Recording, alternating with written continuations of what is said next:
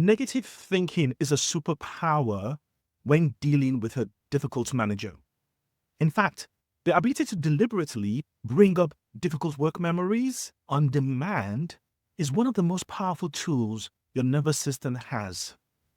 And the people telling you to just stay positive have been making sure you never learn how to use this. Please stick with me because I know this sounds totally wrong. But you see, the reason this matters is because being stuck in one state, either calm or stressed, is what is actually making you emotionally fragile under pressure. And the ability to move fluently between these two states is what frees you. Now, here's the science beneath this. Your nervous system has three systems running: the threat system that activates under threats, the drive system that pushes you towards goals, and the safety system that lets you rest and connect. In a healthy nervous system, you move between these fluently throughout the day. But in a stuck nervous system, you are trapped either in threat, drive, or safety. You see, living purely in each one of those states causes problems. And yes, being in a calm, safe state all the time is actually bad for you, because the way you train mental resilience is by deliberately visiting the threat state and deliberately moving out of it over and over until that transition becomes effortless. This way, negative thoughts stop being your enemy. They start acting like gym equipments for your brain.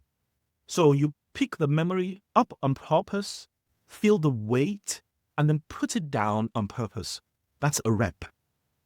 So the trap is that we have been taught the opposite: just to stay positive, to not dwell, to think happy thoughts.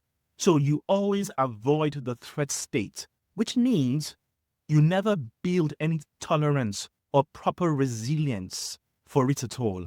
And because the negative thoughts and feelings are left unprocessed, you stay stuck in low-grade threat all week, never deep enough to acknowledge the problems, but still never resolved enough to release them. That is why happy thoughts don't last.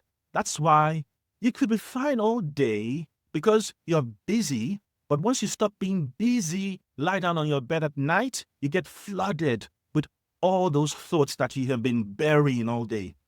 That's why the calmest people can fall the hardest when they finally experience a toxic person who's constantly on their case. Now, please note that I am not saying positivity is a bad thing.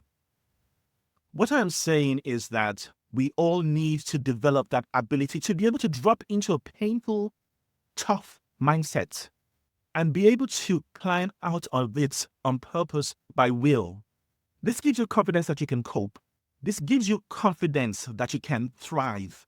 But you only get those abilities, those climb out muscles, by practicing climbing in the first place.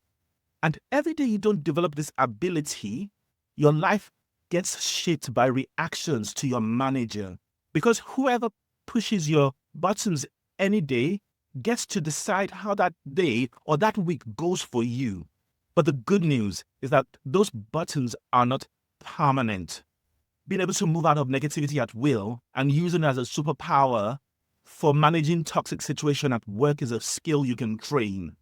You just have to know the right strategies to follow and the traps to avoid.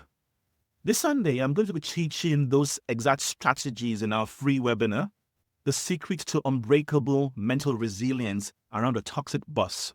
If you would love to learn this, just text your email and number to 07378 942 110 and I'll send you the link.